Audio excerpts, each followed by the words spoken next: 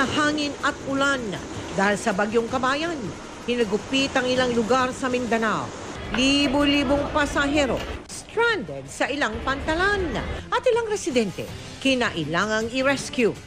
Bagyong Kabayan humina at isa na lang low pressure area. Magpapaulan pa rin ba? Bago ang pagsalubong sa bagong taon, nationwide ban sa paggamit ng paputok sa mga bahay, isinusulong ng DILG. Mundo ng Filipino showbiz, nagluluksa sa pagpanaw ng veteranong aktor na si Ronaldo Valdez. May bulong, dinggin mo. Halos pamorningan ng videoke, lalo na ang mga lasing na ayaw pa raw paawat. Inaksyonan ng mga barangay. Ang pagbibidyoke ay pinahintulutan lamang po hanggang alas 10 ng gabi. Tangkang smuggling ng libu-libong litro ng langis na bisto. Isinumbong na kalunos-lunos na sitwasyon ng mga hayop sa isang local dog pound sa Cebu. Inaksyonan ng ating kapuso action man.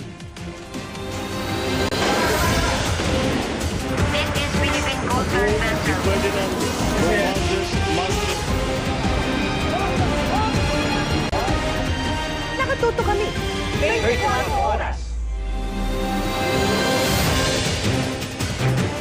Magandang gabi po, Luzon, Visayas at Mindanao.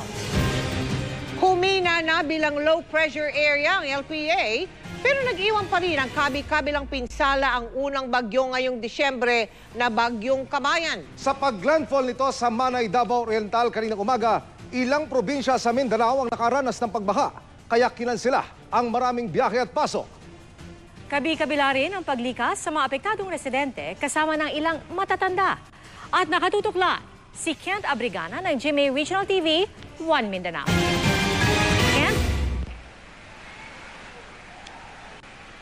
Mel, Emil, Pia, dahil sa epekto ng Tropical Storm Kabayan, suspendido ang trabaho sa pampubliko at pribadong opisina.